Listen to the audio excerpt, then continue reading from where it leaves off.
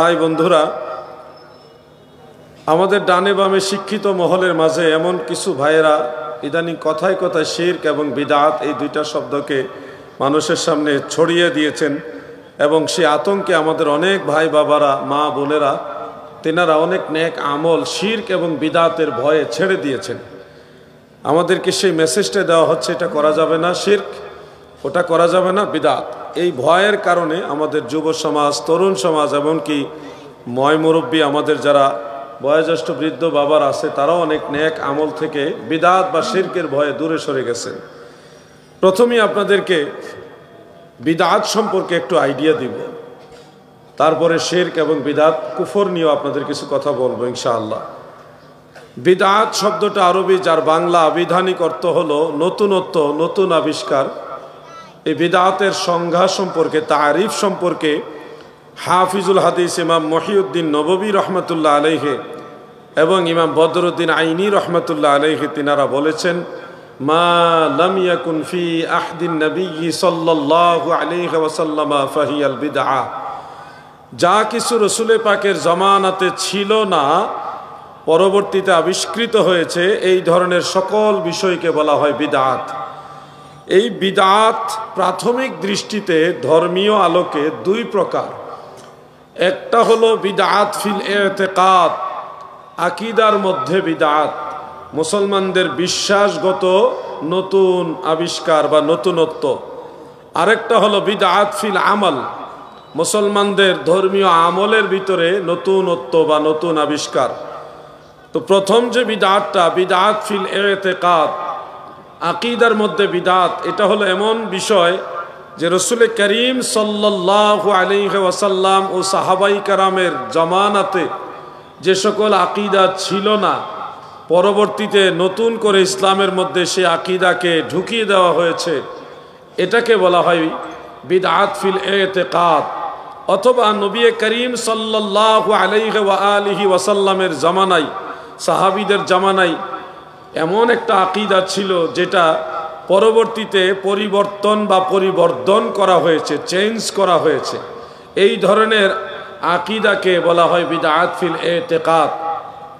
যেমন আমরা সাহাবাই কারামের কাছ থেকে জেনেছি, প্রিয় নবীজির কাছ থেকে জেনেছি, আল আম্বিয়াউ আহইয়াউন ফি কুবুরিহিম ইউসাল্লুন। আল্লাহর নবী বলেন, পৃথিবীতে যত নবী রাসূল এসেছে, সমস্ত নবী রাসূলগণ সশরীরে জিন্দা, এমনকি তারা স্ব মাজার শরীফে নামাজ আদায় করে। এটা প্রিয় নবীজির পবিত্র হাদিস শরীফ, সহিহ হাদিস।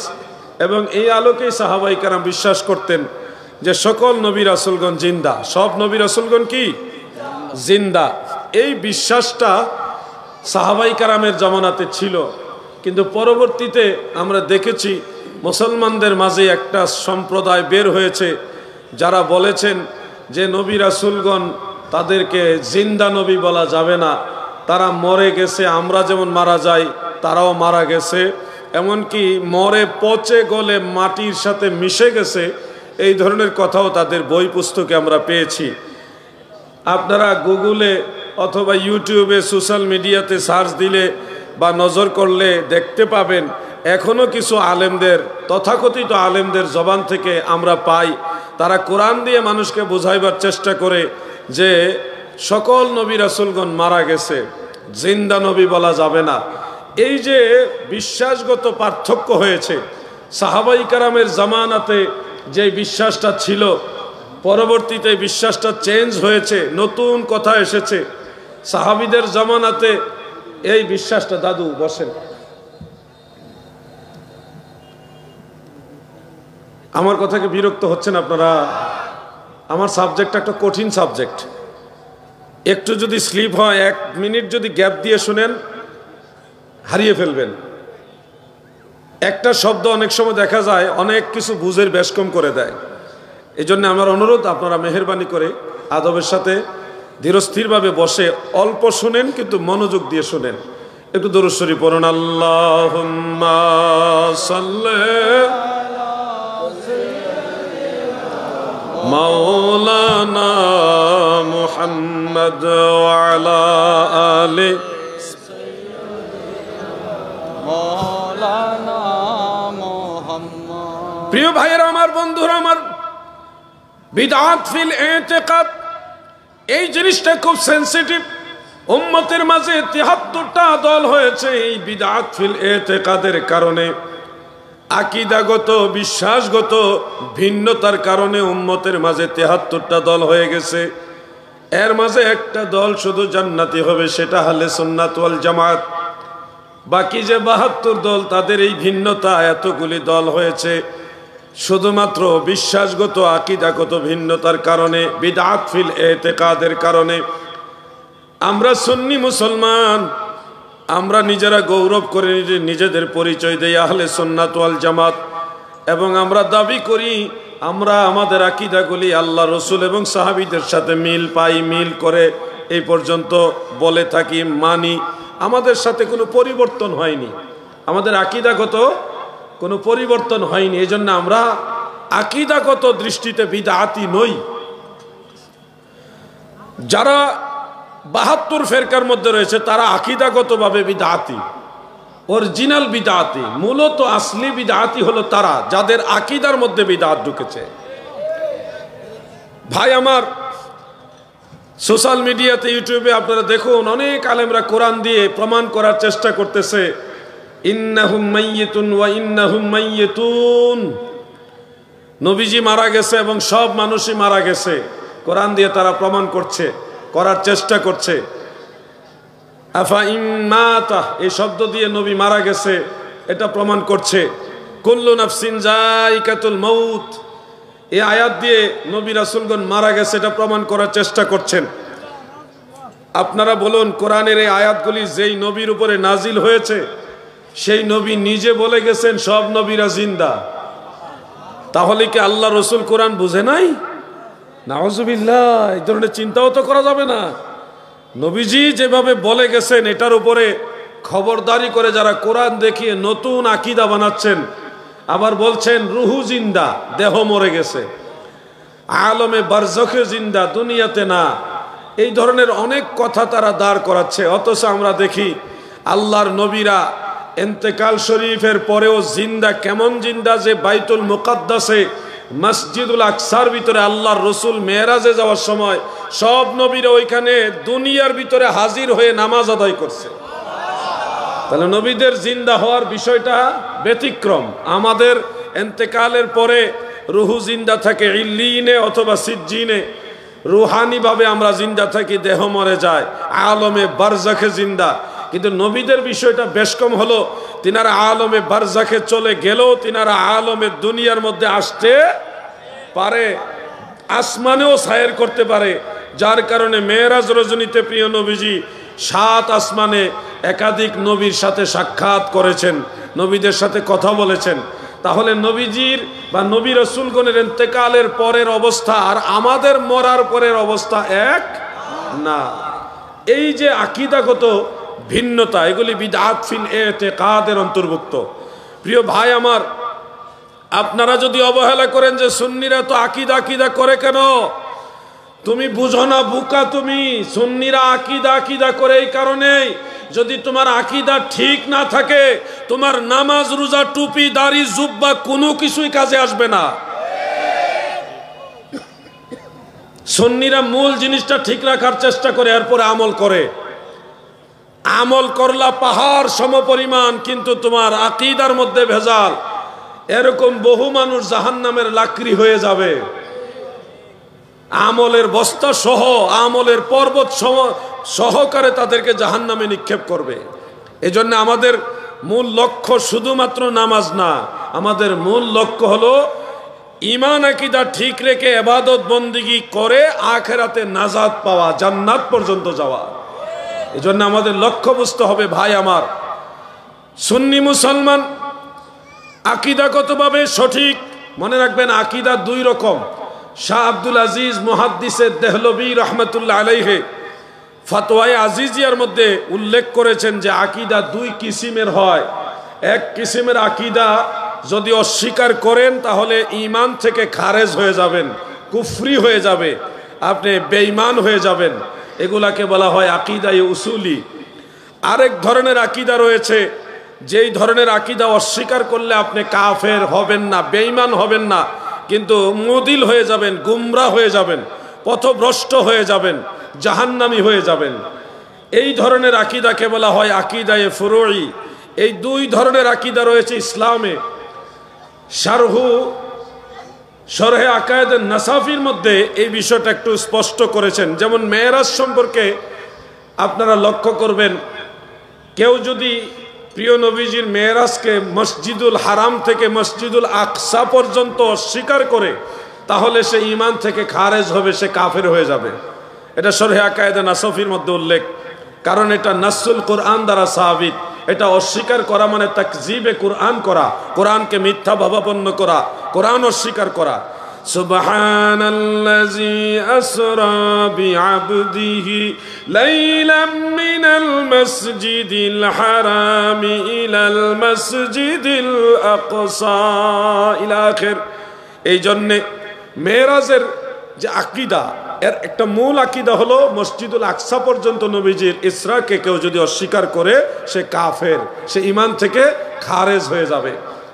কিন্তু কেউ যদি মসজিদুল আকসা থেকে সিদরাতুল মুনতাহা পর্যন্ত প্রিয় নবীজির এই উরুসকে, এই মেরাজকে অস্বীকার করে, সে গোমরা হয়ে যাবে, জাহান্নামী হয়ে যাবে, কিন্তু কাফের হবে না।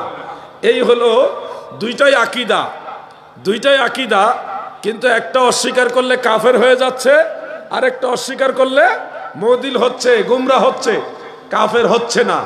এই জন্য আকীদা দুই রকম। প্রিয় নবীজি আমাদের রাসূল আকরাম সাল্লাল্লাহু আলাইহি ওয়াসাল্লাম, তিনি আল্লাহ প্রদত্ত ক্ষমতায় হাজির ও নাজির। এটা আমাদের আকীদা, আমরা এইভাবে বলি। অনেকে বলেন এটা আকীদার কোন কিতাবে আছে? আমি সেই ভাইদেরকে বলি, বুকা, তোমার নবী, আমার নবী, সারা জাহানের নবী, রাহমাতুল্লিল আলামিন নবী, আল্লাহ প্রদত্ত ক্ষমতায় হাজির ও নাজির। এটা নবীজির একটা ফজিলত, নবীজির একটা গুণ, সিফত। এটা তুমি আলাদা খুঁজছো কেন? এটা আকীদার কিতাবে মুজিজা হিসেবে উল্লেখ রয়েছে। নবীজির হাজির নাজির হওয়াটাই হলো একটা মুজিজা, আল্লাহ প্রদত্ত একটা বিশেষ সম্মান। আর আকীদার কিতাবে আছে মুজিজাতুন নবী সাল্লাল্লাহু আলাইহি ওয়াসাল্লাম হক। তুমি আকীদা আলাদা আলাদা খুঁজতে যাও নাকি? এখন দেখবেন নবীজি আঙ্গুল মোবারক দ্বারা আসমানের চন্দ্র টুকরা করেছে, এটা নবীজির একটা মুজিজা। এটা নবীজির একটা কি মুজিজা? নবীজির আঙ্গুল মোবারক দ্বারা পানির নহর জারি হয়েছে, এরপরে হাজার হাজার সাহাবী সেই পানি দিয়ে ওযু করেছেন, বিভিন্ন কাজে ব্যবহার করেছেন। এটা নবীজির মুজিজা। দয়াল নবীজির থুতু মোবারক খেয়ে অনেক সাহাবীদের রোগ ভালো হয়ে গেছে, এটা নবীজির মুজিজা। এখন এটাকে আলাদা আলাদা করে প্রত্যেকটা বিষয় আকীদার কিতাবে লেখা থাকতে হবে?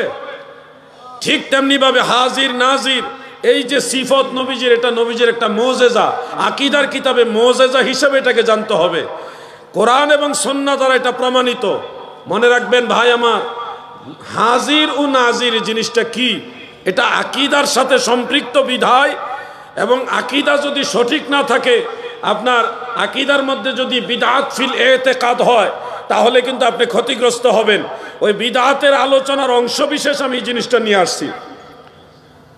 আল্লাহর রাসূল সাল্লাল্লাহু আলাইহি ওয়াসাল্লামকে হাজির নাজির বললে যারা মনে করেন যে শিরক হয়ে যাবে, যে আল্লাহর সাথে মিশিয়ে ফেলতেছি, আমার মনে হয় তাদের লেখাপড়ার মধ্যে ঝামেলা আছে। কারণ হলো, হাকিকি দৃষ্টিতে আল্লাহ তাআলাকে হাজির বলা যাবে না, বললে সেই ব্যক্তি ইমানদার থাকবে না। কেউ যদি বলে আল্লাহ সব জায়গায় হাজির হাকিকি দৃষ্টিতে, তাহলে সেই মানে ইমান থেকে খারিজ হয়ে যাবে, আহলে সুন্নাত ওয়াল জামাতের ভিতরেই সে থাকবে না।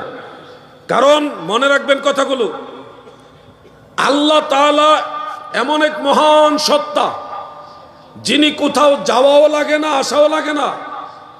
যাওয়া আসা, হাজির হওয়া, গায়েব হওয়া, এখানে আসা ওইখানে যাওয়া, এগুলি আল্লাহর শান নয়। ইন্নাহু বিকুল্লি শাইইন মুহিত, বরং সব কিছুকে আল্লাহ তাআলা তার কুদরত, সামাওয়াত, বাসারাত, সিফাত দ্বারা বেষ্টন করে রেখেছে। আল্লাহ কোন স্থান, কাল, পাত্রের মুখাপেক্ষী না। কোন জায়গায় আল্লাহর যাওয়াও লাগে না, আসাও লাগে না। হাজির হওয়া আল্লাহর শান না। সব কিছু আল্লাহর দরবারে হাজির, আল্লাহ সব জায়গায় হাজির বলা যাবে না, বরং সব কিছু আল্লাহর কাছে হাজির। এটা ভাও করে বলতে হবে, উল্টো করে বললে হবে না। আল্লাহ সব জায়গায় হাজির, এটা উল্টা কথা। আর ভাও কথা হলো সব কিছু আল্লাহর কাছে হাজির। আহলে সুন্নাতুল জামাতের আকীদা হলো এটা। ওয়াকালাতিল কাদারিয়া ওয়াল মু'তাজিলা আন্না আল্লাহ তাআলা ফি কুল্লি মাকান। ভ্রান্ত সম্প্রদায় কাদারিয়া এবং মু'তাজিলা, আরেকটা কিতাবে পেয়েছি হারুরিয়া এবং জাহমিয়া, এই ভ্রান্ত দলের আকীদা ছিল যে আল্লাহ তাআলা সব জায়গায় হাজির, মানে আল্লাহ তাআলার জাত সহ হাকিকি দৃষ্টিতে সব জায়গায় আল্লাহ হাজির। এই আকীদাকে রদ করেছেন আহলে সুন্নাতুল জামাতের ইমামরা। তিনারা বলেছে আল্লাহ নিজেই সব জায়গায় হাজির, এটা ঈমান বিধ্বংসী আকীদা, বরং সব কিছু আমার আল্লাহর কাছে হাজির, এটা হলো ঈমানদারের আকীদা। সুবহানাল্লাহ বলে। প্রিয় ভাই আমার, তাহলে কোরআনের সেই আয়াতগুলি আপনাদের মনে পড়তে পারে, ওয়া হুয়া মাআকুম আইনামা কুনতুম, তিনি তোমাদের সাথে আছে তোমরা যেখানে থাকো।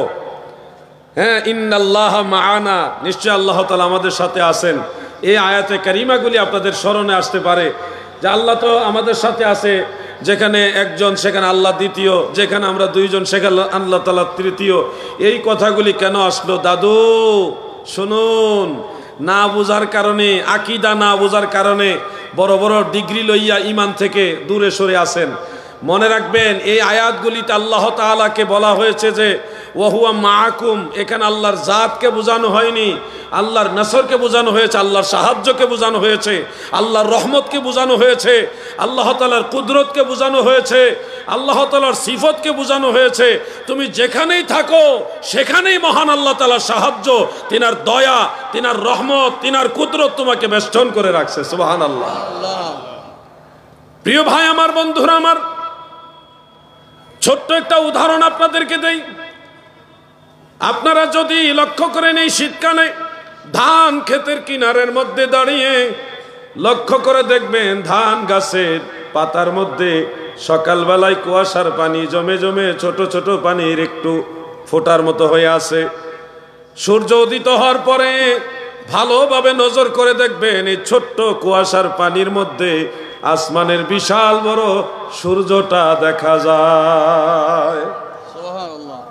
ছোট্ট একটা শিশির, এর মধ্যে পৃথিবী থেকে 13 লক্ষ গুণ বড়। হ্যাঁ নাকি? আমি তার সায়েন্স নিয়ে তো জানি না, কত বিশাল বড় সূর্যটা ছোট্ট একটা শিশিরের মধ্যে দেখা যাচ্ছে। যতগুলি শিশির পাবেন, যতগুলি ফোঁটা পাবেন, সবগুলির ভিতরে কিন্তু সূর্যটা দেখা যায়। তার মানে কি এই যে সূর্য নিজে এটার ভিতরে ঢুকছে? না, সূর্যের জায়গার মধ্যে আছে, এখানে পানির ভিতরে, শিশিরের ভিতরে সে সূর্যকে প্রতিবিম্বিত হচ্ছে, দেখা যাচ্ছে। ঠিক তেমনি ভাবে মহান আল্লাহ তাআলার কুদরত, সামাওয়াত, বাসারাত, সিফাত আপনার যেখানেই থাকেন সেখানে আপনাকে বেষ্টন করে রাখবে। আল্লাহ তাআলার যে অস্তিত্ব সেখানে আপনি টের পাবেন, কিন্তু বলতে পারবেন না যে আল্লাহ নিজেই আপনার কাছে আসছে। দাদু, আল্লাহ কোথাও যাওয়াও লাগে না, আশাও লাগে না, আল্লাহকে বেষ্টন করবে এই ক্ষমতা কোন সৃষ্টির নাই। কুলুবুল মুমিনিনা আরশুল্লাহ, মুমিনের কালব আল্লাহর আরশ, মুমিন বান্দার কালব আল্লাহর আরশ। এই কথাটা আমাদের অনেক তাসাউফপন্থী ভাইদের জবানে জবানে শোনা যায়। ইমাম মোল্লা আলী কারি রহমাতুল্লাহ আলাইহি আসরারুল মারফুআ বিআখবারিল মাওদুআ সেই কিতাবের মধ্যে উল্লেখ করেছেন, এটা মূলত সনদের দৃষ্টিতে প্রিয় নবীজির হাদিস না, এটা আমার দয়াল নবীজি এইভাবে বলেছেন, সনদ দ্বারা এটা প্রমাণিত না। তবে এটার মানাটা, অর্থটা অন্য হাদিস দ্বারা সমর্থিত। এই জন্যে আল কালবু বাইতুর রব্বি, কালব হলো আল্লাহ তাআলার ঘর, এই হিসাবে মানাগত অর্থগতভাবে এটা বয়ান করা যাবে।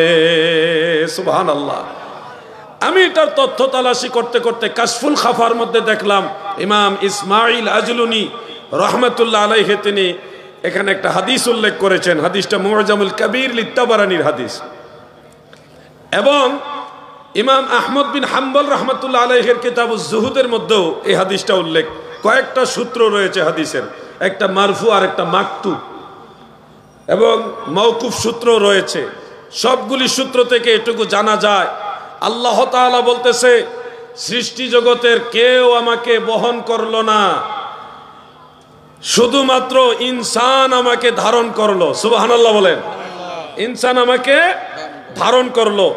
এই যে কথাটা কোরআন শরীফের মধ্যে আছে, ইন্না আরাদনা আমানাতা আলা সামাওয়াতি ওয়াল আরদ, এই যে আয়াতে কারিমা, আসমান এবং জমিন, আল্লাহ তাআলা বলছে আমি একটা আমানত দিতে চাইলাম, কেউ এটা নিল না, মানুষ এটা ইনসান এটা গ্রহণ করলো এবং তারা ক্ষতিগ্রস্ত হলো। যান আর আইসেন না, হ্যাঁ যাও। মানুষ এটা গ্রহণ করলো।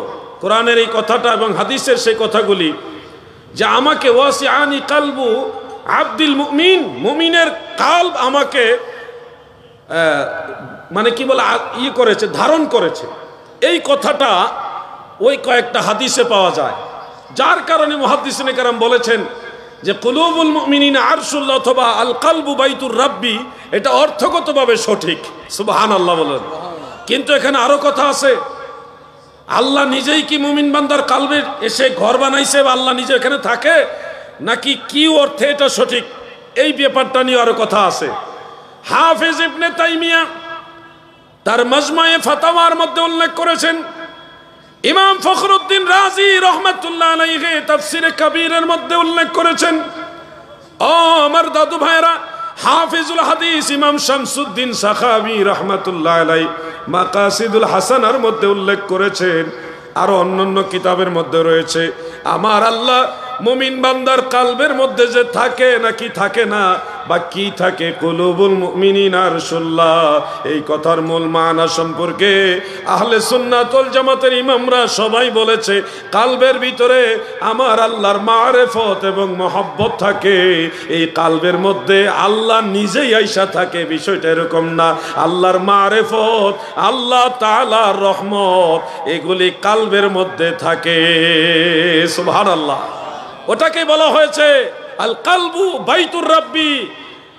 একজন মুমিন বান্দার কালব হলো আল্লাহর ঘর।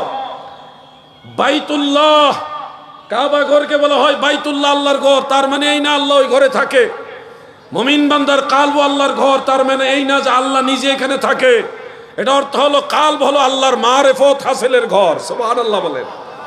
সহিহ বুখারীর প্রথম খণ্ডের 7 নম্বর পৃষ্ঠার মধ্যে উল্লেখ, ইমাম আবু আব্দুল্লাহ মুহাম্মদ ইবনে ইসমাঈল বুখারী রাহমাতুল্লাহ আলাইহি তরজমাতুল বাবের মধ্যে উল্লেখ করেন, প্রিয় নবীজি বলেন, আনা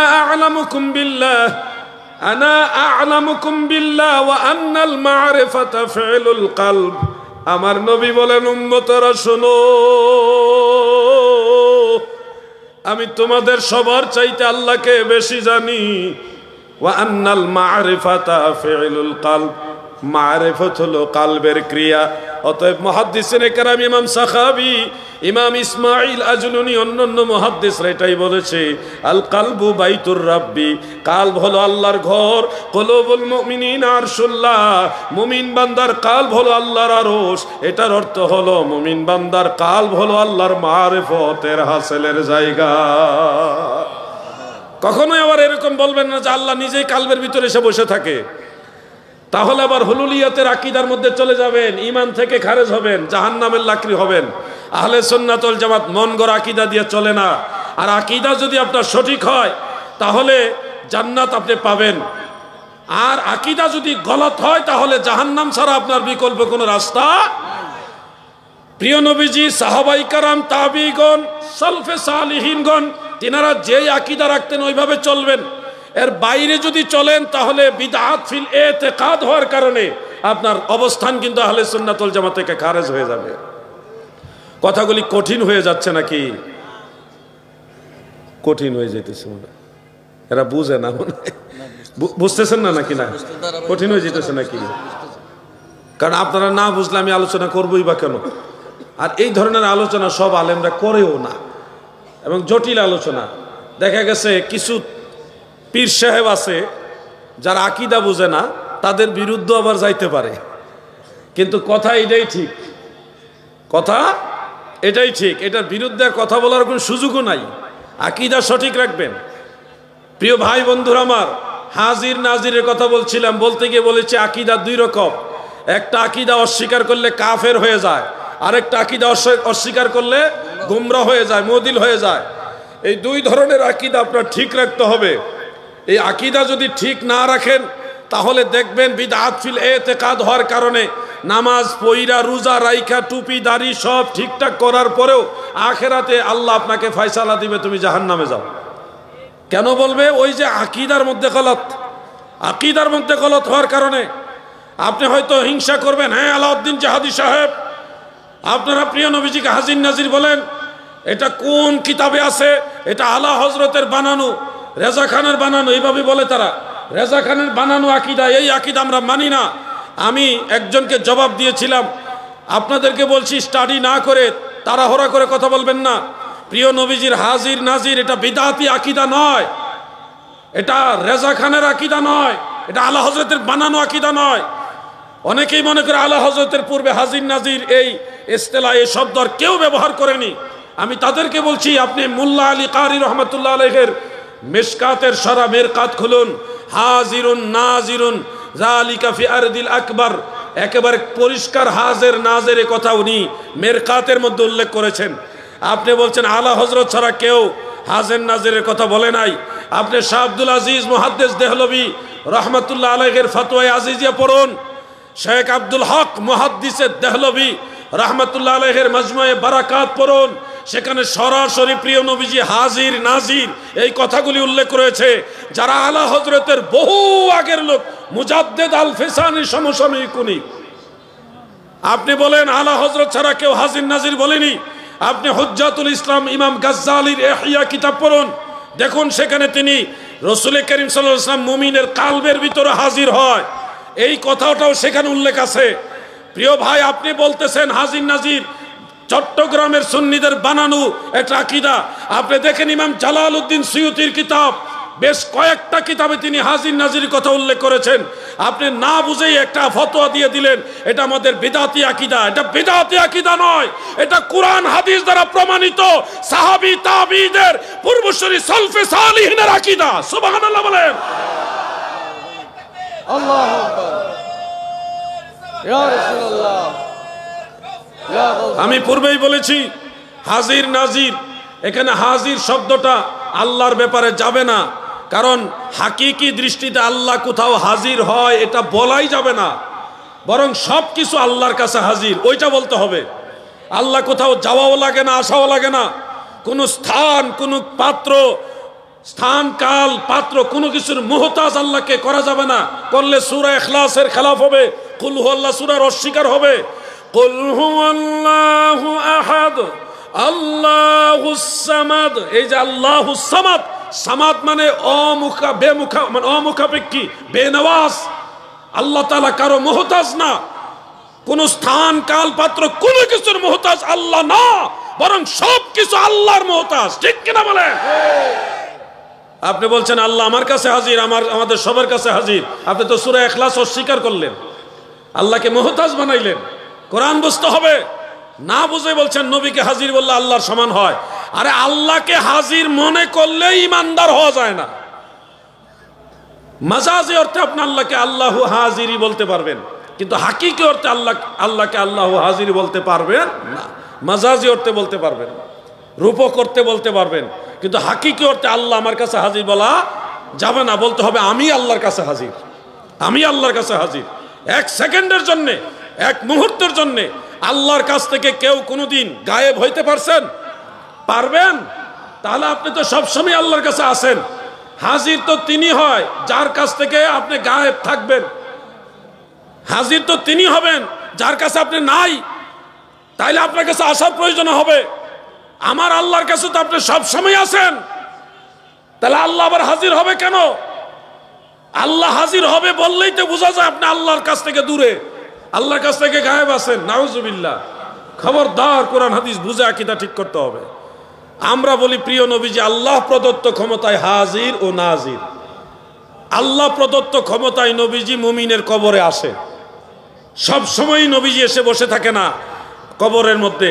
যখন মানুষ মারা যায়, মুনকার নাকির যখন সওয়াল করে তখন আসেন, দেখা দেন, ইমানদাররা চিনে। আর প্রত্যেক মুসলমানের ঘরে রুহানিভাবে নবীজি হাজির থাকে। আরো বিশেষ কিছু রয়েছে, গোটা দুনিয়াটা আমার নবীজির কাছে আল্লাহ নিজেই হাতের তালুর মতো ছোট করে দিয়েছে। আর নবীজির নজর মুবারককে এত পাওয়ারফুল আল্লাহ তাআলা করেছেন যে গোটা দুনিয়াটা সব সময় আল্লাহর দেওয়া ক্ষমতায় নবী দেখে। কেন দেখে? নবী দেখে কেন? নবীজিকে আল্লাহ একটা দায়িত্ব দিয়েছে, সেটা হলো উম্মতের সাক্ষী দেওয়া, উম্মতের কর্মের সাক্ষী দেওয়া। এটা নবীর দায়িত্ব, নবীজির কি দায়িত্ব, এটা দিয়েছে আল্লাহ তাআলা। ইয়া আইয়ুহান নাবিয়্যু ইন্না আরসালনাকা শাহিদাও ওয়া মুবাশশিরাও ওয়া নাযীরা। নবী গো,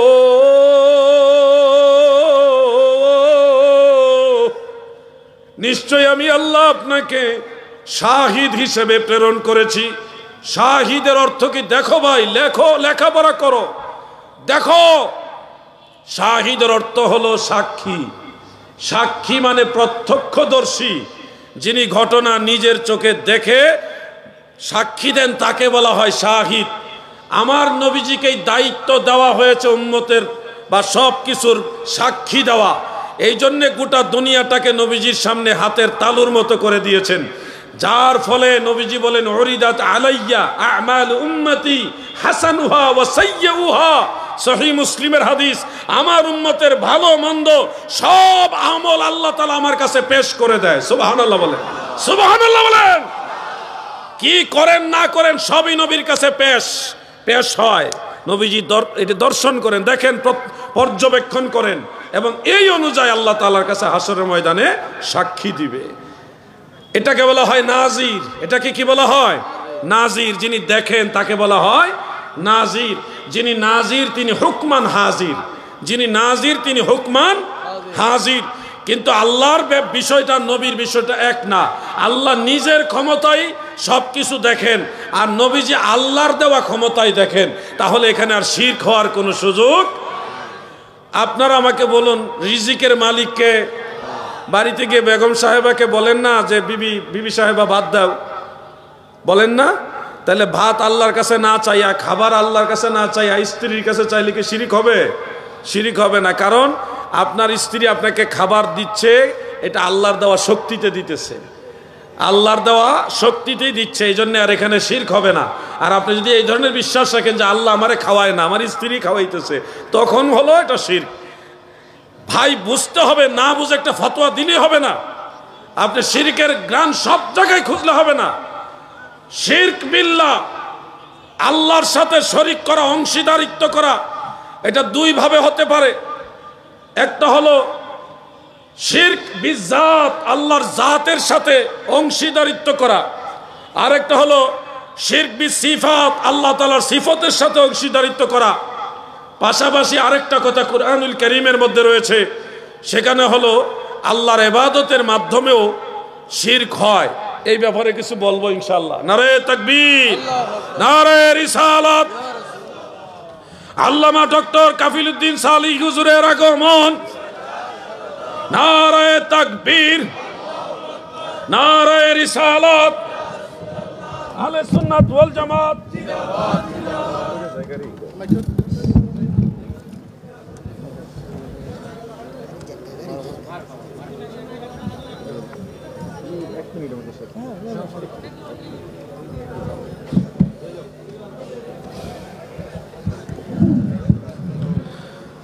সবাই মহব্বতে বলেন আলহামদুলিল্লাহ। আমাদের মাঝে উপস্থিত হয়েছেন উস্তাদুল উলামা ওয়াল ফুকাহা ওয়াল মুহাদ্দিসিন শাইখুল মাশায়েখ আল্লামা ডক্টর মুফতি মুহাম্মদ কাফিলউদ্দিন সরকার সালেহী সাহেব মাদ্দাজিল্লাহুল আলী। আমি বাংলাদেশের দুইজন ব্যক্তিকে সবচেয়ে বেশি মান্য করি। একজন হলো আল্লামা মুফতি আবু নাসির জেহাদি হুজুর, আরেকজন হলো আল্লামা ডক্টর কাফিলউদ্দিন সরকার সালেহী হুজুর। এই দুইজন হলো আমার মাথার তাজ। অন্য সব আলেমকেই তাজিম করি, কিন্তু এই দুইজন হলো আমার বলে মডেল। আমি ওনাদের ফলো করি, আমার আইডল, আমার অনুসরণ করার ব্যক্তিত্ব হলো এই দুইজন। সর্বদিকে আকীদায় আমলে ওনাদেরকে আমি অনুসরণ করি। তো ওনাদের মধ্যে যিনি চলে এসছেন, ওনাদের পদধূলি নিয়ে সবসময় চলি, দোয়া নিয়ে চলি। আমি আর আলোচনা হুজুরের সম্মানের সামনে যাব না, শুধু একটা মেসেজ আপনাদের কাছে দিতে চাই যে আপনারা জানেন সারা দেশে সুন্নি জামাতের বিভিন্ন দরবারগুলিতে, খানকাগুলোতে, মাজারে বাতেলরা দফায় দফায় আক্রমণ করতেছে এবং অনেক দরবার মাজার ভেঙে দিয়েছে। পরবর্তীতে আবার এগুলি আশেকানরা ঠিক করেছে। গতকাল এবং আজকের একটা ঘটনা হলো, শেরপুর জেলার মুর্শিদপুর একটা দরবার রয়েছে, তরিকায়ে নকশবন্দিয়া মুজাদ্দিদিয়ার একটা দরবার, যেটা মুজাদ্দিদ আল ফিসানি রহমতুল্লাহ আলাইহির সিলসিলার একটা দরবার। সেই দরবারে কোনো মাজারও নাই, বিশাল মসজিদ আছে, সেখানে মাদ্রাসার ছাত্ররা আছে, সেখানে নামাজ হয়, 5 ওয়াক্ত জিকির আজকার, তরিকতে রজিফা কালাম, আমল আখলাক এগুলি হয়। ওই দরবারে লুটপাট করার জন্যে, চুরিদারি গরু ছাগল নেওয়ার জন্যে, টাকা পয়সা লুট করার জন্য ওই দরবারে কোনো দান বাক্সও নাই, মসজিদেরও কোনো দান বাক্স নাই, আগের থেকেই নাই। মানে কোনো ধরনের কালেকশন করার, কোনো ব্যবসা করার কোনো স্কোপ ওখানে নাই। এরপরও তারা মনে করতো যে এই দরবারে অনেক কিছু, না জানে কত টাকা আছে, এই জন্যে তারা বিভিন্ন ধরনের ছলে বলে কৌশলে এই দরবারে অ্যাটাক করার জন্য চেষ্টা করেছে। এক পর্যায়ে তারা প্রস্তাব দিয়েছে, বলছে এই দরবারে শিরিক হয়। কি শিরিক হয়? কদম বসি করে শিরিক, সেজদা করে না, সেজদা ওই দরবারে নাই, আমি জানি, আমি গিয়েছি, সেজদা নাই, সুযোগ হলে কদম বসি করে, এটা শিরিক মনে করে তারা। এরপরে কি হয় ওখানে বলে আরও কি কি বিভিন্ন দাবি তারা হচ্ছে, মিলাদ পরে বেদাত, পীর মুরিদি করে এই শিরিক, এগুলি জায়েজ নাই, বিভিন্ন অভিযোগ তারা তুলল। তখন তাদের জবাব দেওয়ার জন্যে শেরপুরের ডিসি সাহেবের আহ্বানে আমরা কয়েকজন শেরপুর ডিসি অফিসে গেলাম। তারাও আসার কথা, যে আপনারা কোনটা শিরিক মনে করতেছেন বুঝায় বলেন, আমরা দলিল দিয়ে পারলে বুঝাবো, নাহলে আপনারাটা মেনে নিব। কিন্তু আমরা এত কষ্ট করে শেরপুর ডিসি অফিস পর্যন্ত গেলাম, তাদের মধ্যে একজনও সেই ডিসি অফিসে আসে নাই। মানে কোরআন হাদিস দিয়ে মোকাবেলা করার মতো সৎ সাহস তাদের কারোই নাই। যার দরুন আজকে তারা মুর্শিদপুর দরবার আক্রমণ করেছে এবং আক্রমণ করে দরবার শরীফ ভাঙচুর। তরিকতপন্থী মানুষ যারা, তারা তো মানুষকে খাওয়ায় অভ্যাস, মানুষের মাথায় বাড়ি দিয়ে অভ্যাস নাই, তারা নরম দিলের মানুষ, যার কারণে তারা দরবার ছেড়ে দিয়েছে। আর পীর সাহেব বলছে, বাবা ভেঙে ফেলুক, দরবার ভাঙুক, কিন্তু মুরিদানরা তোমরা মারামারিতে যাও না, তোমরা সুস্থ থাকো, নিরাপদে থাকো। মারামারি পীর সাহেব চায় না, পীরের আওলাদরাও চায় না, যার কারণে পাল্টা অ্যাকশন নেওয়া হয়নি। কিন্তু আমাদের যারা সুন্নিমন, আমাদের হৃদয়ে রক্তক্ষরণ হয়েছে। এত বড় দরবার, কালকে দেখা যাবে এনায়েতপুর বা অন্যান্য দরবার আক্রমণ হবে। এভাবে একের পর এক একটা দরবারে যদি বাতিল আক্রমণ করে, তাহলে মুসলমানে দাঙ্গা লেগে যাবে। কথা ঠিক কিনা বলেন? এমনি তো হিন্দু মুসলমানের মাঝে দাঙ্গা লাগাইবার বহু ধরনের ষড়যন্ত্র চলতেছে, বহু ধরনের ষড়যন্ত্র চলতেছে। দেশের মধ্যে একটা অস্থিতিশীল পরিস্থিতি তৈরি করে পুরো দেশটাকেই একটা ধ্বংসস্তূপে তৈরি করার চেষ্টা চলতেছে। আমরাই বাংলাদেশে দীর্ঘদিন স্বাধীনতার পর থেকে প্রায় 50 বছর হিন্দু, মুসলিম, খ্রিস্টান, বৌদ্ধ, অন্য ধর্মাবলম্বী সবাই মিলেমিশে সাম্প্রদায়িক সম্প্রীতির সাথে একসাথে বসবাস করতেছি। কিন্তু এইবার যা হচ্ছে, আমরা গাজওয়াতুল হিন্দের একটা আশঙ্কা করতেছি যে হিন্দু মুসলমানের যুদ্ধ লেগে যাবে। এই ধরনের পরিস্থিতি বাংলাদেশে কখনোই আমরা দেখি নাই। কারা এগুলি ইন্ধন দিচ্ছে? কারা মুসলমানে হিন্দু দ্বন্দ্ব লাগাই দিতেছে? এদিকে মুসলমানে মারামারি লাগাইতেছে, একদিকে মুর্শিদপুর দরবারে কোরআন শরীফ পর্যন্ত আগুন দিয়া জ্বালাই দিয়েছে, মসজিদের ভিতরে আগুন দিয়েছে তারা। এটা কোন ইসলাম? যারা কোরআন আগুন দিয়ে জ্বালিয়ে দেয়, যারা মসজিদ আগুন দেয়, যারা মানুষের জিনিস অন্যের হক লুটপাট করে, পরের হক চুরি করে লুটপাট করে, এটা তো কোনো ইসলাম না, এটা ইয়াজিদের চরিত্র। এই জন্য আগামীকাল ময়মনসিংহ থেকে আমরা লং মার্চের মাধ্যমে মুর্শিদপুর দরবার শরীফের উদ্দেশ্যে সমস্ত সুন্নি জনতা যাব। যদিও আপনারা এটা ব্যাপকভাবে জানেন না, এটা আজকে হঠাৎ করে ডিসিশন হয়েছে। এই ডিসিশনে আমরা সব সুন্নিরা যাব। শুনেন, আপনারা যদি ভাবেন যে আমাদের দরবারে হয় নাই, অথবা ওই দরবারে একটা দোষ খুঁজা যদি বলেন তারা খারাপ, আমি বালা, একটু অপেক্ষা করেন, কিছুদিন পরে আপনারও ধরতেছে। এরা মূলত যেই দরবারে মাজারই নাই, তাই সেজদা পাইব কই, শিরিক পাইব কই? দরবারে যে পীর সাহেব, উনি তো 5 ওয়াক্ত নামাজে জামাতে নামাজ পড়ে, মুরিদানদেরকে নিয়ে নামাজ পড়ে, জুমার নামাজ পড়ে, নিজে সব কিছুতে অ্যাটেন্ড থাকে, প্রত্যেকটা আমলে। তো এখানে যেখানে মাজারই নাই, সেখানেই এই বাতিলরা আক্রমণ করেছে। আর আপনারা যারা আছেন, আপনারা যদি মনে করেন আমাদের দরবারে হয় নাই, তাহলে অপেক্ষা করেন, আপনাদের উপর আসতেছে। আমরা এই সুযোগ দিব না। আমরা তাসাউফপন্থী, আমরা কারো উপরে আঘাত করি না, আমরা উগ্রবাদী না, কিন্তু আমাদের উপরে যদি আঘাত হয় আত্মরক্ষা করার অধিকার আমাদের আছে না নাই? এই জন্যে আপনাদেরকে বলছি, সম্ভব হলে আগামীকাল সকাল 10টায় ময়মনসিংহ শম্ভুগঞ্জের মোড় থেকে আমরা লং মার্চ শুরু করব। যে কোনো কিছুর বিনিময়ে ইনশাআল্লাহ আগামীকাল মুর্শিদপুর দরবার আমাদের লোক ঢুকে যাবে। এই হলো আমাদের টার্গেট। আপনারা সম্ভব হলে সেখানে অ্যাটেন্ড করবেন। আমরা কারো মাথায় বাড়ি দিতে যাব না, আমরা আমাদের বাড়িতে যাব। সমস্ত ওলি আল্লাহদের দরবার আমাদের দরবার, এই জন্য আমরা যাব, এটা টার্গেট নিয়েছি। যার কারণে খুব দুঃখ লাগে যে আমরা সুন্নিরা এক হইতে পারি না, একজন একজনের দুষ ধরতে শেষ চলে যাচ্ছে। এরপরেও তো বৃহৎ স্বার্থে একটা সময় গিয়ে একটা কাতারে দাঁড়ানো যায়। খুশির খবর হলো আগামীকাল কয়েক লক্ষ লোক একসাথে মুর্শিদপুর দরবার শরীফে রওনা দিব ইনশাআল্লাহ। সম্ভব হলে আপনারা আসবেন। সবাইকে আহ্বান রেখে হুজুরের কাছে দোয়া চেয়ে আমার আলোচনা ইতিটা নিয়ে দিলাম। আসসালামু আলাইকুম ওয়া রাহমাতুল্লাহ।